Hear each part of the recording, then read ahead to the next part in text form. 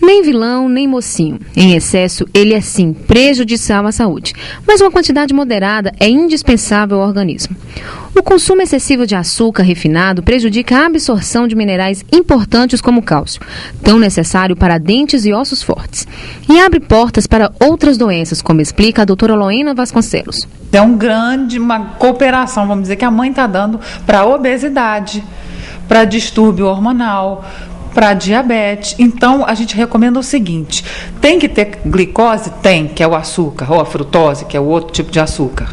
Mas tem que ter também outro tipo de caloria, tem que ter gordura. A gordura, ela é boa, não é ruim, ela é ruim em grande quantidade, e a gordura ruim, existe a gordura boa. Então, a gente recomenda que na lancheira da criança tenha sempre um suco de fruta, uma água de coco.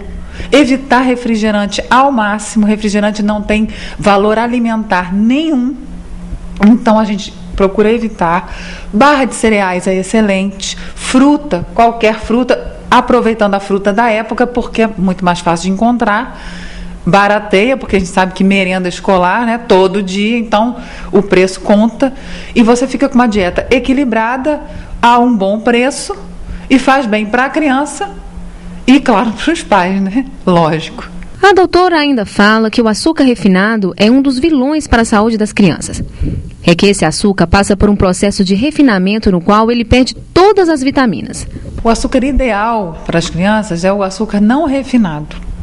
O açúcar contido nas frutas, no mel, que é o que a gente conhece como a frutose. É o açúcar ideal. Não que o outro seja um açúcar ruim, mas quanto menos química, melhor, principalmente para a criança.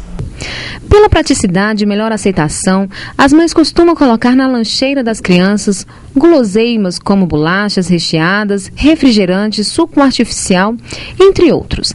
Para a pequena Mariana, ela sempre come o que a mãe coloca. Suco e biscoito e laranja.